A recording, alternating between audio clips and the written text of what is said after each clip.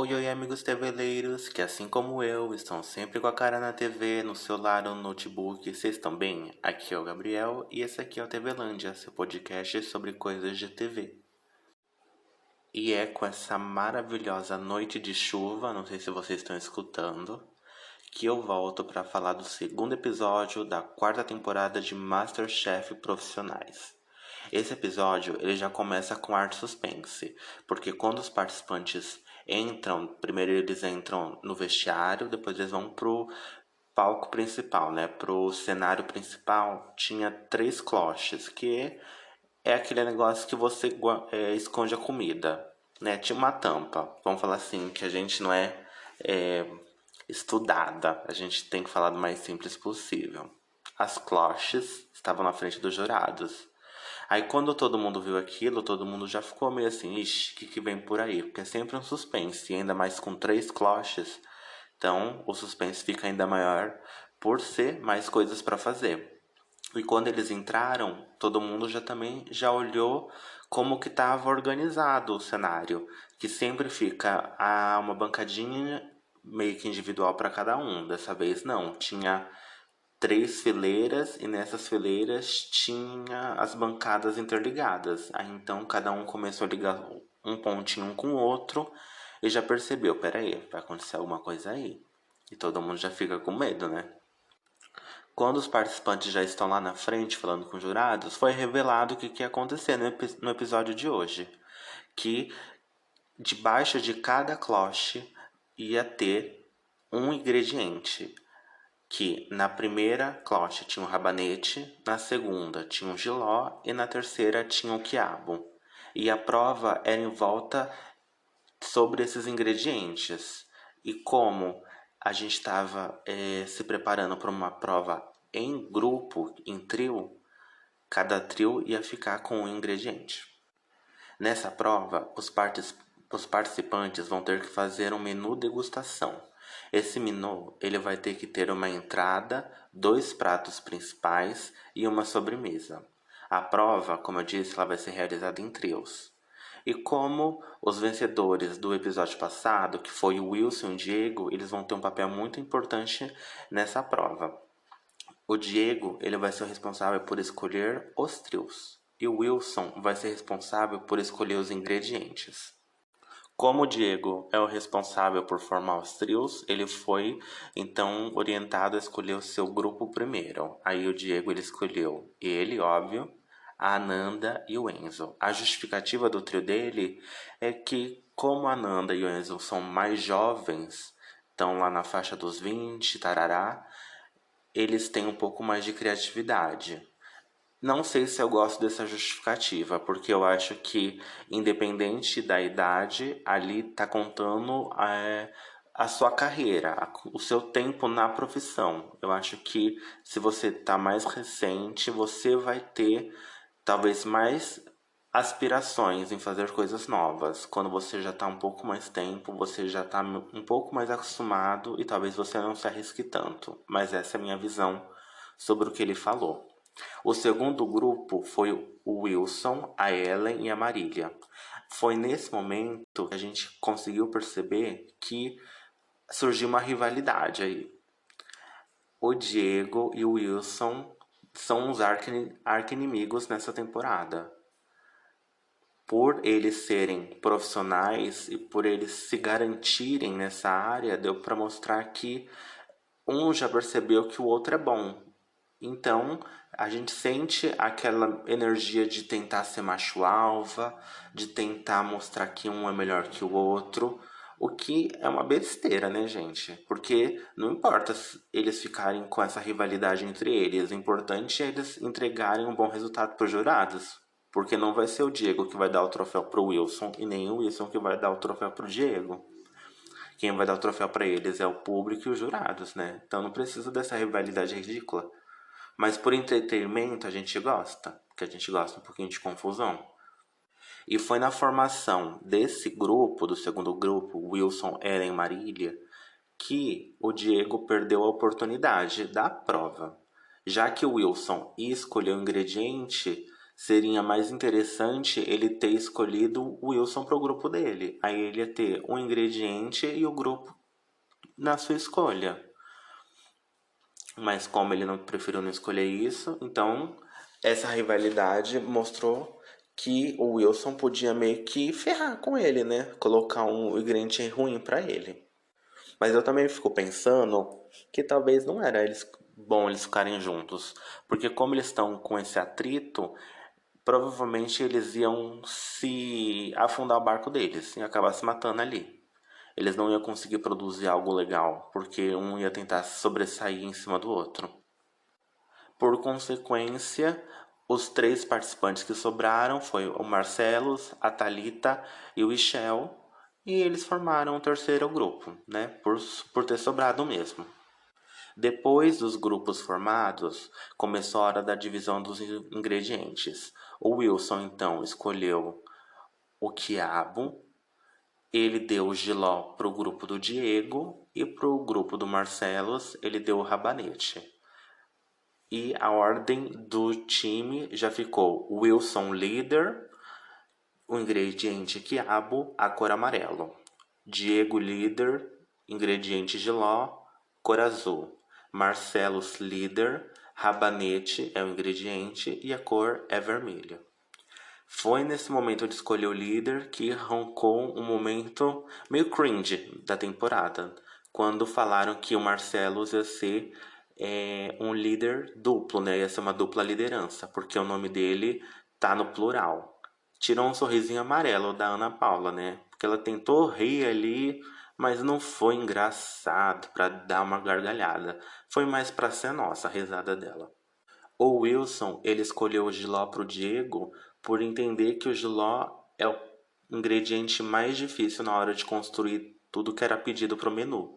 Então, como tinha que fazer 4 pratos, ele entendeu que seria muito difícil, por exemplo, pro jiló virar uma sobremesa, para tirar o amargo do jiló. Então, ele fez uma estratégia aí, reforçando ainda mais a rivalidade dos meninos. Para essa provinha, os participantes vão ter 1h30 e 5 minutos de mercado.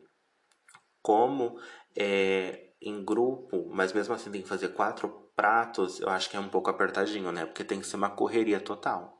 Mas como eles são, já tem um estudo, já tem um tempo de carreira, alguns, eles conseguem se organizar um pouquinho melhor para não virar um caos gigantesco. Quando a gente começa a ver a prova em ação, a gente viu uma pequena análise da Nanda, né, naqueles momentos de confessionário, onde ela falou que o grupo que começou em desvantagem foi o grupo vermelho, já que o Marcelos é uma pessoa que tem um nervosismo, uma dificuldade, e ele já teve uma dificuldade no primeiro episódio. E se a gente pensar no desempenho, diferente do outro reality show que eu gosto, que é o Bake Off, eu acho que o MasterChef ele é um pouquinho mais sério. Porque no Bake Off as pessoas dão mais risada, é um ambiente mais leve, mais descontraído. Porque essa é a pegada do outro reality, né? Ser um pouquinho mais leve. No MasterChef eu não acho que tem essa pegada. Tem uma pegada muito séria. Então não tem espaço para a gente ver um lado mais alegre dos participantes. Eu acho que a gente consegue ver muito mais a competição deles. E isso fica até assim um pouco massivo para mim. Por isso que eu prefiro o Bake Off. A gente fazendo uma análise do desempenho, a gente vê que eles começaram muito bem, todos os grupos. Estava todo mundo focado, estava todo mundo centrado. Eu acho que todo mundo se organizou bem rapidinho para saber como que iam fazer, como que eles iam organizar os preparos. Esse é o legal da parte dos profissionais, que a gente não vê esse desespero dos amadores. Todo mundo é mais centradão mesmo, então isso eu gosto. E mais uma vez a gente fala da rivalidade Wilson e Diego. Essa rivalidade, gente, é o tema principal desse episódio. Porque praticamente foi focado só nisso. Que foi uma construção do primeiro episódio passado para esse. Mas é aquilo que eu tinha comentado. É briga de ego, né, gente? A gente não precisa ter essa rivalidade tão forte dentro da competição e ainda mais no segundo episódio. Se fosse lá pra metade, pro fim, até entenderia, porque a gente já tá aos nervos, a gente quer que termine, a gente quer ganhar. Mas no segundo episódio já dá pra criar essa super rivalidade? Não sei. Achei muito precipitado, porque pra mim todo mundo é muito bom. Né? Todo mundo, assim. Não todo mundo, vocês entendem, né? Porque vocês estão assistindo também. Tem alguns que cometem alguns deslizes. Mas tem uma galera muito boa. Outro ponto que a gente consegue destacar é que quando a Nanda estava fazendo um preparo lá, que eu não vou lembrar o que ela estava fazendo, ela teve um pouquinho de dificuldade porque ela precisava de um material específico, que é um sifão. Para quem não me conhece, eu já trabalhei numa sorveteria. Então, lá também tinha sifão para a gente colocar naquelas garrafas, né, para a gente fazer o chantilly. Então, era importante para ela ter uma dessas garrafas para o preparo dela. E ela procurou, viu que não tinha, ficou preocupada porque dependia desse material para ela fazer a prova dela, para ter o desempenho que ela queria. Aí, quando ela viu que não estava dando certo, ela meio que foi trocando de ideia para tentar improvisar, né? A gente tem que ter um plano B quando o plano A não dá certo. Aí ela falou pro líder, falou assim, ó, não vai rolar porque eu não achei o sifão, então não vai dar para fazer o que tem para fazer. Aí tá, ele foi lá no fundo, ajudou a procurar. Quando ele passa na bancada do time amarelo, que estava no último, ele encontra lá o pratinho cheio de sifão, cheio do gásinho que coloca na garrafa. Aí a gente fica pensando, putz, mano, como pode, né? A competição já é difícil. E se tem uma quantidade certinha de material para todo mundo, por que que a pessoa pega tudo e coloca na bancada dela ainda sem avisar? Eu acho que é uma sacanagem com o resto dos competidores. Mas esse movimento e esse comportamento a gente percebe desde o primeiro episódio, porque vamos relembrar o que aconteceu no primeiro episódio, onde as pessoas tinham que fazer lá a provinha e o povo queria usar panela de pressão. Tinha 6 panelas de pressão. Duas pessoas, cada um pegou duas, ficou 2 pessoas sem panela. Aí a gente pensa, poxa gente, se o material tá contadinho, então é para ter um para cada um, não é para um ter dois e um não ter nenhum. A gente precisa entender que é uma competição, mas é uma competição justa. Eu acho que para mim seria muito legal a gente tentar rever esse tipo de comportamento, porque a gente tem que pensar no bem-estar de todo mundo ali. Ou a Band põe mais material, porque eu acho que seria ideal, né? Se sabe que tem gente que vai precisar de 2 panelas, a gente não pode ter panela contadinha para cada participante. Acho que tem um pouquinho, tem que ter uma reservinha a mais de material. Ou pelo menos ter um acordo social entre eles e entender que todo mundo precisa usar de tudo e não ser mesquinho ao ponto de pegar tudo. É uma pena que ninguém chama a atenção dos participantes, né? Porque eu acho que seria bem interessante se um jurado, a Ana Paula mesmo, puxasse a orelha e falasse assim, gente, peraí, não vamos pegar tudo, né? De todos os grupos, o que teve mais dificuldade na comunicação foi o time vermelho. Deu para notar que eles não estavam unidos e preparados naquele momento. Então sempre rolava uma desavença. Eles não estavam de acordo na hora de pegar o prato certo para fazer a apresentação. Tinham preparos que não estava de acordo com todo mundo. Então, esse grupo já tinha um risco a mais porque eles já estavam em atrito. Eu acho que faltou o Marcelo ter um pouquinho mais pulso firme, ter uma postura um pouquinho mais forte, porque ele meio que foi se perdendo ali também. E eu não gostei dessa atitude dele meio que ter jogado a responsabilidade do preparo que ele estava fazendo para outra pessoa. Além de ser muito perigoso, porque a gente precisa de preparos certos. Então, se fica nessa troca de participante, pode acabar jogando ingrediente demais, colocando sal demais. Faltou ficar atento a isso e pedir para outro participante grelhar o que ele estava fazendo não é justo pro outro participante, porque se algo desse errado, aquele outro participante ia que levar a culpa, não ele. Então seria muito interessante todo mundo ficar responsabilizado pelos seus preparos e pelos seus pratos, porque a prova pode ser em grupo, mas o julgamento sempre vai ser individual. Depois da prova terminada, a gente parte para o momento de degustação. E mais uma vez, lembrando, galera, como eu não tô lá, não experimentei nada, não vou falar de sabor, vou só falar de aparência e da apresentação dos pratos, que é isso que conta aqui nesse podcast. Então vamos lá. O time azul começou por eles, Diego, Ananda e Enson. Eles fizeram uma entrada de ceviche de jiló. Eu particularmente amei essa entrada. Ela ficou muito linda. Eu gosto das cores que ele colocou. Eu gosto desse destaque do roxo e esse prato todo branco com os preparos dentro dele, a maioria sendo branco. Então esse roxo meio que se destaca muito. Então ficou extremamente lindo e bem delicado. Tem uma harmonia nesse prato. E para uma entrada eu achei que tá bem delicado, bem suave.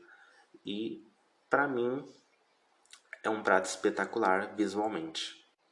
O primeiro prato principal é um peixe na brasa com chips de jiló, vinagre de jiló e maionese. Esse prato, essa entrada, eu detestei. A gente teve um começo tão legal com a entrada, eu achei que ficou muito grosseiro esse segundo prato, essa primeira entrada. Ficou muito jogado ali, faltou uma delicadeza, faltou uma apresentação um pouco mais refinada. E as folhas que estão ali, nossa, estão muito grandes. Faltou delicadeza. O segundo prato principal é uma grete de pato com tucupi, jiló na brasa. Essa entrada para mim ficou um pouquinho melhor que a primeira, porque eu senti que ela tá um pouco mais minimalista, ela tá bem mais clara e bem mais apresentada no prato, porque a outra tava muito confusa, parece que tava tudo jogado. Nessa, a gente vê um pouquinho mais de organização e um pouquinho de mais detalhe. Eu gosto do prato que escolheu, um prato bem amplo.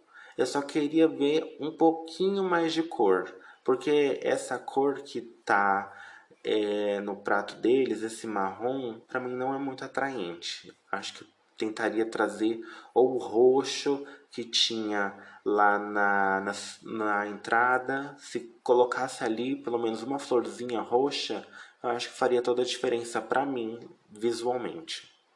E para a gente finalizar o time azul, eles entregam uma sobremesa de canole de jiló com espuma de coco. Essa sobremesa eu achei maravilhosa. Ela tá tão linda, ela tá tão delicada e eu gosto que a sobremesa combina e é muito harmônica com a entrada. A gente vê que tem uma conversa aí, né? Eles tentaram criar uma história. Para mim, os pratos mais bonitos é a sobremesa e a entrada. Eu gosto da delicadeza e da paleta de cores que eles escolheram. Já os pratos principais, não gosto. Visualmente eu não gostei. Gostei um pouquinho mais do segundo, do primeiro eu não gostei. O time vermelho, que é o time do Marcelos, da Thalita e do Ishel, eles começaram com uma entrada de tartar de rabanete com carpaccio de melancia. Eu gostei da apresentação deles.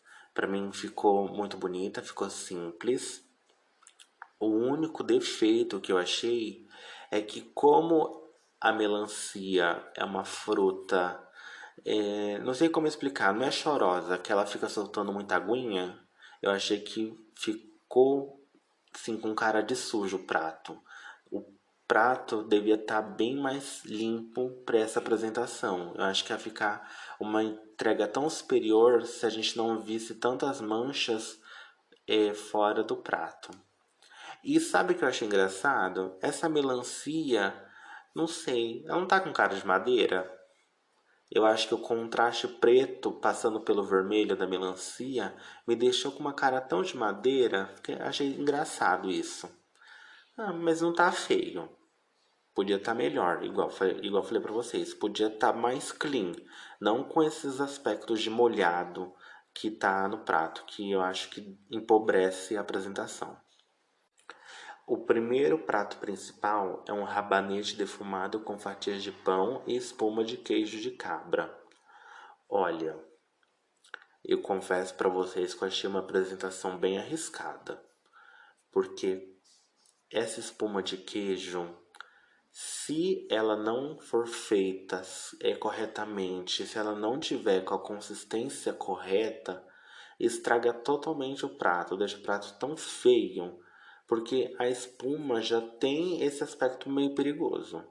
E qualquer coisinha poderia dar a impressão de prato vencido, prato que não tá com gosto bom. E eles tiveram o mesmo problema com a entrada, que eu falei que com a melancia solta aquela aguinha. Essa espuma fez a mesma coisa, que escorreu para as laterais do prato, o que para mim empobreceu ainda mais o prato deles. Essa espuma é uma tentativa interessante, mas mal executada. Ainda mais nesse prato preto que deixou tão à mostra o que estava sendo feito ali, essa água escorrendo. Ai, não sei, gente. Vamos pensar um pouquinho mais nas apresentações. Agora chegou o momento do segundo prato principal, que foi camarão grelhado, creme de rabanete, tomate e rabanete confitado. Gente, esse segundo prato está maravilhoso. A gente vê o brilho desse camarão, nossa, tá tão gostoso da gente olhar que dá água na boca. Para mim é o prato mais forte que eles entregaram na noite. Deu para ver um pouquinho mais de vontade, né? A gente fazer uma entrega mais bonita. O, esse destaque do camarão para mim tá incrível. Eu vejo esse rosadinho que tem o camarão, desse douradinho dele, com esse contraste do verde. Eu gosto bastante. O que eu não gosto é como eles entregaram esse tomate. Para mim tá horrível. Esse tomate tão grande, tão grosseiro. Talvez cortado no meio, ou talvez picado, mas do jeito que tá eu não gostei. Mas isso não tira a beleza do prato e não tira que esse é o melhor prato desse grupo por enquanto.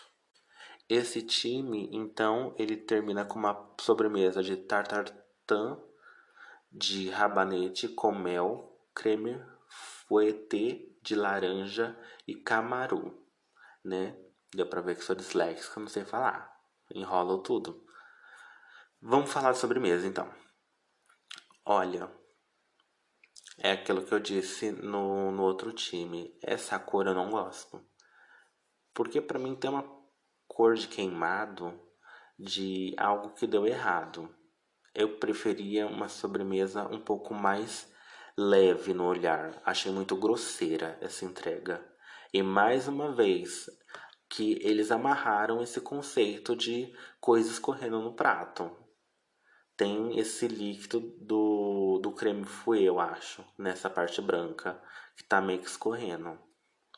Essa sobremesa, né, meu voto final é não. Não achei bonita, não achei visualmente atraente. Bonito é o prato, sobremesa não. E se a gente for fazer um balanço dessas 4 entregas, com certeza o segundo prato principal é o melhor. Lindo. Tirando o segundo prato principal, para mim a performance é zero. Em questão de apresentação, não de gosto, né? Vamos lembrar mais uma vez. O time amarelo, que é do Wilson, Ellen e Marília, eles entregaram uma entrada de ceviche de quiabo cremoso e chips de arroz. Olha, gente, eu vou falar pra vocês que pra mim esse ceviche, ele tá lindo. Eu acho que esse verde tá com uma cor tão bonita depois que ele foi preparado, ele tá com uma cor tão viva, fez uma entrega incrível. Já esse chip de arroz, eu não gostei. Eu não sei se eu não gostei do formato ou se eu não gostei da aparência dele, mas pra mim é um não nessa apresentação. Ele parece um pouquinho, sabe o que? É papel sulfite rasgado. Não sei se era essa a proposta que eles queriam seguir. Podiam ter tentado entregar um preparo um pouquinho melhor nos chips. Mas o ceviche, nossa, tá incrível de lindo. primeiro prato principal desse time é um gambos vegetariano com quiabo e tofu, farofa de nibs de cacau e farinha de milho. Gente, pra mim esse prato ele tá simples, mas ele tá com muito cara de prato caseiro. É prato que a gente faz em casa. Falta uma sofisticação. A gente quer ver pratos que sejam bonitos tanto visualmente como no sabor. E visualmente parece que é um prato que eu fui fazer em casa. Faltou refinar um pouquinho, sem contar que esses legumes para mim estão gigantescos no prato. Tinha que cortar um pouquinho melhor. Faltou entrega aqui, visualmente. O segundo prato principal é uma galinhada de quiabo, arroz basalte e milho grelhado. Para mim, esse milho ficou tão lindinho nesse prato que lembra girassol, que eles cortaram bem certinho no formato do milho. Ficou perfeito essa parte, essa entrega, mas o resto eu acho que ficou um pouquinho bagunçado também. Tá com cara de caseiro, igual o outro prato, mas esse tá um pouquinho melhor, tá um pouquinho mais elevado, né? Esse aqui tá quando a gente tenta brincar de MasterChef em casa. O outro não, o outro é o prato que a gente bate todo dia. Para mim o destaque é o milho. E esse contraste do amarelo com o verde, para mim é o que mais chama atenção. E para finalizar a apresentação desse time, foi uma sobremesa de mousse de chocolate branco com farofa de quiabo, um crumble de caju e frutas. Um prato simples, não muito chamativo, um pouquinho grosseiro, faltou uma delicadeza aí. E esse time, para mim, teve muita dificuldade nas apresentações. Não tem nada para mim que diz cara de restaurante de 5 estrelas, sabe? Faltou um refinado aí, não tá refinado. Só teve alguns elementos bons, mas um prato bonito, assim, bonito por inteiro não teve. Talvez o ceviche foi o que mais chegou próximo de ser o melhor prato desse grupo visualmente. Depois que é degustado tudo, é a parte que dá mais medo para todo mundo. É quem vai sobre o mezanino e quem vai para a prova de eliminação. Então, infelizmente, o time vermelho foi o primeiro escolhido para a eliminação. A gente viu mesmo durante essa performance que esse time, nossa, que dó, né, gente?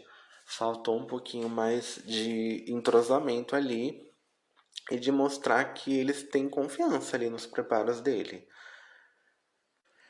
Aí a gente volta para o tema geral do episódio, a rivalidade entre Wilson e Diego, porque ficou essa decisão. Ia ser um dos times dele, ia ser o vencedor, enquanto outro time ia participar da prova de eliminação. E o time amarelo, que foi o time do Wilson, foi o que levou a melhor e ganhou essa prova. Olha, como eles estão tendo um contato melhor do que eu, eles estão experimentando, é claro que a opinião deles é melhor, óbvio. Então, eles levaram em consideração que o prato do time amarelo estava muito bom. Mas se a gente for fazer uma opinião sobre a apresentação, o time amarelo seria o pior. E o time vermelho, não, time azul, que é o do Diego, seria o ganhador, porque o Diego, o time dele apresentou pratos mais bonitos. Mas não é só isso que conta, né? A gente tem que tentar buscar um combo. A gente tem que encontrar pratos bonitos e pratos gostosos. Não precisa ser só um de cada. Ele tem que ser bonito e gostoso. Aí, depois que os três subiram, nós partimos para a prova da eliminação, que vai ser feita disputada por 6 participantes. Nessa prova, quando os participantes entram no cenário de novo, eles se deparam com uma caixa gigantesca, né? Aquelas caixas que domina quase o cenário ali da frente. E depois que é revelado, eles mostram que a prova da eliminação é a prova do sanduíche, que debaixo da caixa existe várias amostras de sanduíche. E nessa prova, os participantes vão ter que fazer tudo do zero. o que deixa a prova mais difícil ainda, né? Porque a gente primeiro pensa, vamos só montar o recheio, né? Fazer o interior do sanduíche. Não, não, não, não. Essa prova você vai ter que fazer tudo do zero. Então você vai ter que fazer o pão, vai ter que fazer o interior do pão, né? O recheio, você vai ter que fazer o molho e ainda por cima você vai ter que entregar um acompanhamento. Então já fica mais difícil. Os 6 exemplos que estavam debaixo da caixa são uma falafel, que é do Oriente Médio, que é um sanduíche de pão de pita com molho tahine e sticks de berinjela. Um semita, que é um lanche mexicano, que é um pão que parece um brioche. E nesse lanche tem um frango empanado. Tem um molho de pico de galho. E o lanche é acompanhado por tortilhas de milho. Tem um katsu sandu, que é do Japão, que é um pão de forno com pernil de porco, pão de forma, eu acho, forma, com pernil de porco com molho tare e um sunomomo. Difícil, né, gente? Japão. O próximo é uma francesinha, que é de Portugal, que é um pão de forma que parece um croque-monsieur. Dentro tem uma linguiça, um presunto, queijo com ovo em cima. O acompanhamento é uma batata frita e o molho apimentado de piripiri. Tem o bao da China, que é uma massa feita no vapor recheado de barriga de porco, acompanhado com uma tempurá e um molho agridoce. E por último, um po' boy, que é dos Estados Unidos, que é uma baguete recheada com frutos do mar, camarão, peixe. Ele deve ser empanado. O acompanhamento é uma salada bem fresca e um molho de tomate bem temperado. A decisão dos sanduíches vai ficar na mão do Wilson, já que ele foi o vencedor do time vencedor. Que, mais uma vez, volta todo aquele esquema da rivalidade entre o Wilson e o Diego. Já como o Wilson tem o poder, ele decidiu da seguinte maneira: ele entregou Portugal para Thalita, o Japão para o Ishel, os Estados Unidos para o Marcelos, a China para o Diego, o México para o Enzo e o Oriente Médio para a Nanda. E ele deixou claro que ele viu que o da China era difícil, por isso que ele entregou o da China para o Diego, né? Mostrando a rivalidade mais uma vez. Essa prova é uma prova um pouquinho diferente, porque ela vai ser dividida em 2 etapas. Na primeira etapa, os participantes vão ter 3 minutos de mercado para fazer apenas, pegar apenas o necessário e vão ter 15 minutos de prova para fazer a massa do pão.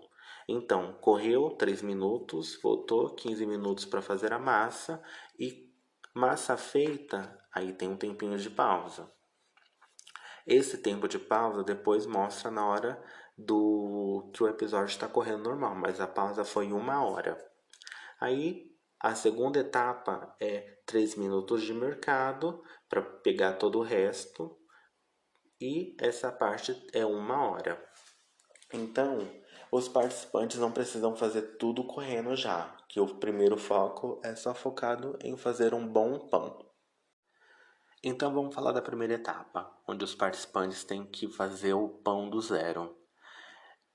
Por eles serem profissionais, a gente acha que eles têm um domínio um pouco maior sobre a gastronomia, sobre confeitaria, sobre panificação. E é aí que a gente se engana, né, gente? Porque a gente vê que eles não têm intimidade em fazer pão. Então já dá para mostrar que essa primeira etapinha dessa prova de eliminação vai ser difícil, porque muitos deles não têm intimidade com panificação. O Diego foi o participante que se mostrou muito confortável de todos, né? Deu para ver que ele dominou ali o espaço dele, ele fez vários pães para ele ter certeza que pelo menos algum deles ia dar certo. Já a Thalita foi a participante que mais sofreu nessa etapa, gente.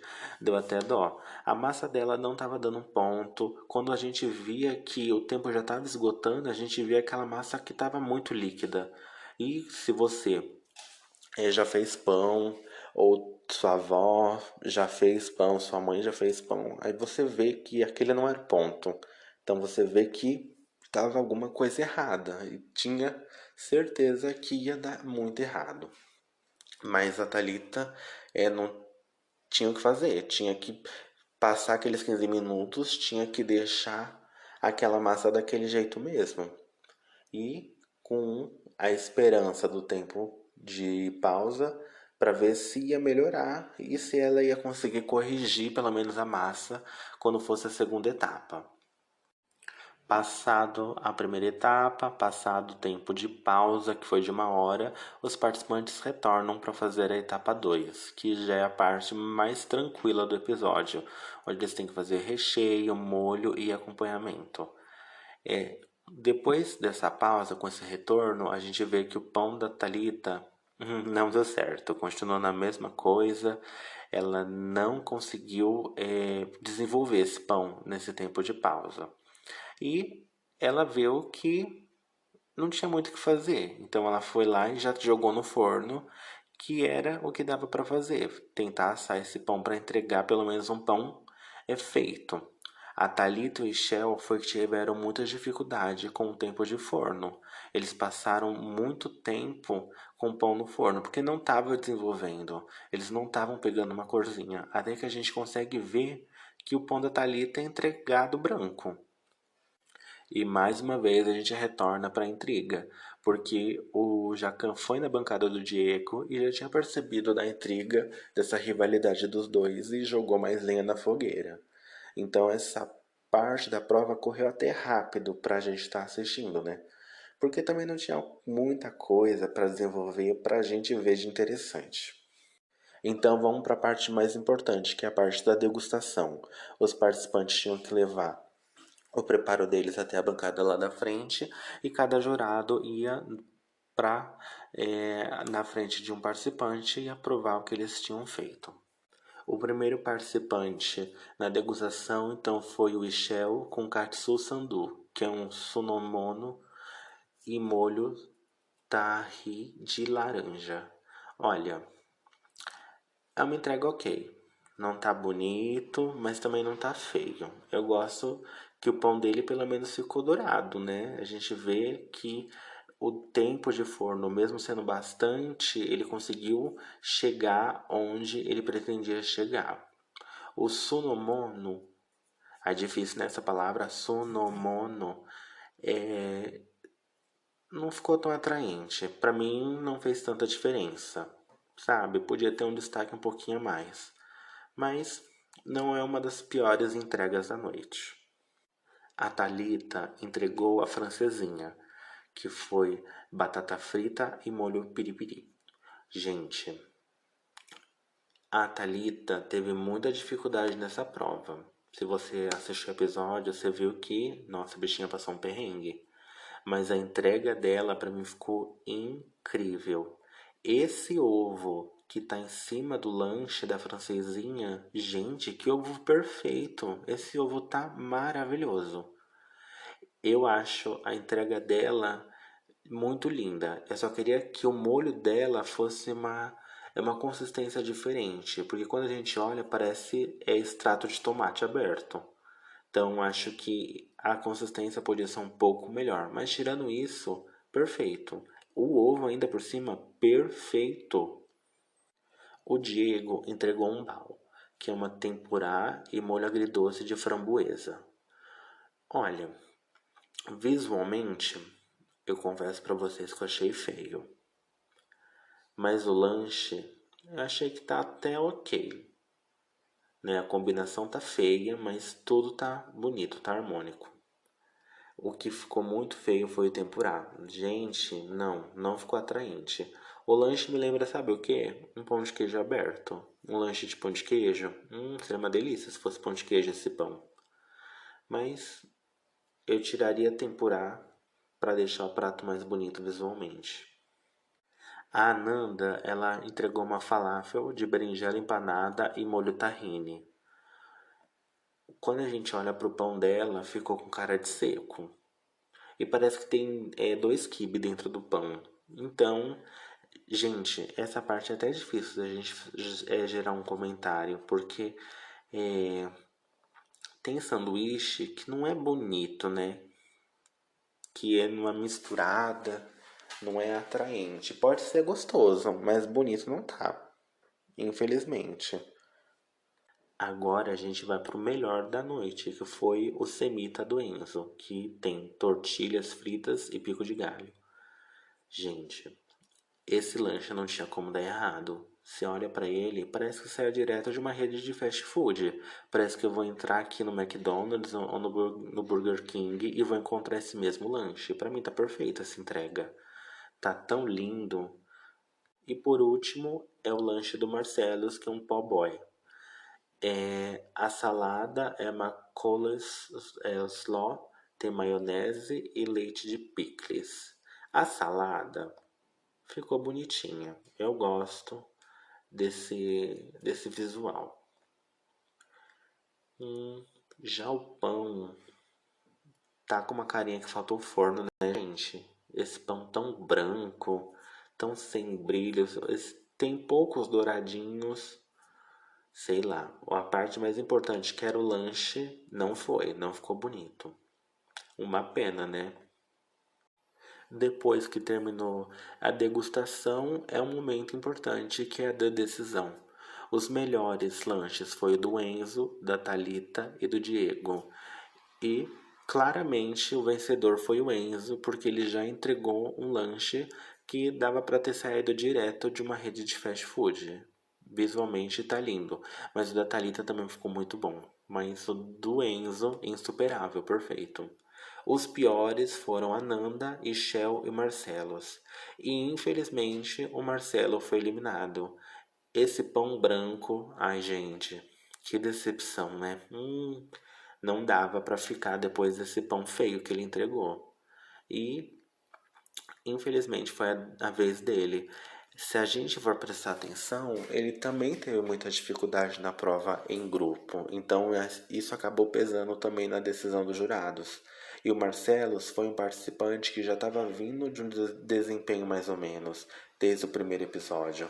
Então eu acho que o nervosismo toma muito conta dele nas performances. Ai, amigos, chegamos ao final desse segundo episódio.